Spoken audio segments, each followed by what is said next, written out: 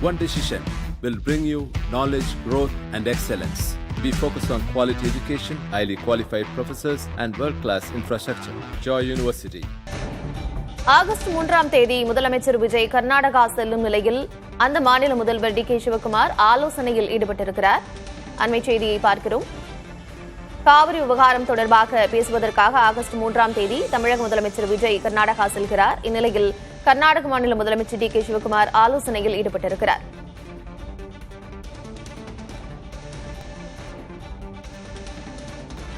காவிரி நிலவரம் பற்றி கர்நாடக முதலமைச்சர் டி.கே. சிவக்குமார் தலைமையில் உயர்மட்ட குழு கூட்டம் கூடியிருக்கிறது.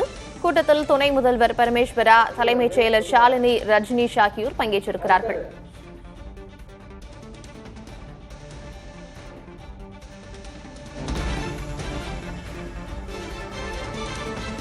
ஆகஸ்ட் 3ஆம் தேதி முதலமைச்சர் விஜய் கர்நாடகா செல்லும் நிலையில் அந்த மாநில முதலமைச்சர் டி.கே. சிவக்குமார் ஆலோசனையில் ஈடுபட்டிருக்கிறார். காவிரி நிலவரம் பற்றி கர்நாடக முதல்வர் டி.கே. சிவக்குமார் தலைமையில் உயர்மட்ட குழு கூட்டம் கூடியிருக்கிறது.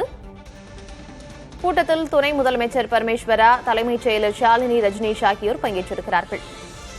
தமிழ்நாட்டிற்கு வினாடிக்கு 3500 கனஅடி நீர் திறக்க ஆணையம் உத்தரவிட்டது குறித்தும் இந்த ஆலோசனை மேற்கொள்ளப்படுகிறது.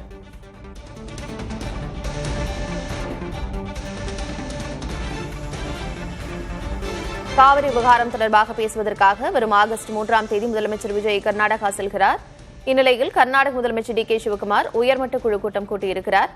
இந்த கூட்டத்தில் துணை முதல்வர் பரமேஸ்வரா, தலைமைச் செயலர் ஷாலினி ரஜினிஷ் ஆகியோர் பங்கேற்றிருக்கிறார்கள்.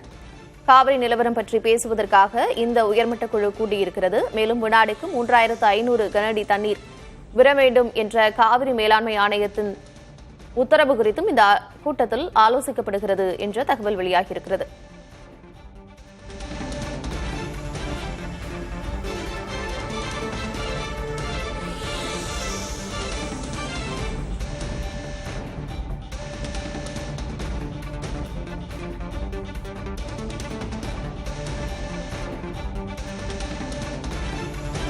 பதினைந்து நாட்களுக்கு வினாடிக்கு 3500 கனஅடி நீர் தமிழகத்திற்கு திறக்க வேண்டும் என்று காவிரி மேலாண்மை ஆணையம் உத்தரவிட்டும் தமிழகத்திற்கு கர்நாடகா நீர் திறக்கவில்லை. இந்நிலையில் ஆகஸ்ட் 3ஆம் தேதி காவிரி விவகாரம் தொடர்பாக பேசுவதற்காக முதலமைச்சர் விஜய் கர்நாடகா செல்லும் நிலையில் அங்கு அந்த மாநில முதலமைச்சர் டி.கே. சிவக்குமார் ஆலோசனையில் ஈடுபட்டிருக்கிறார். One decision will bring you knowledge, growth, and excellence.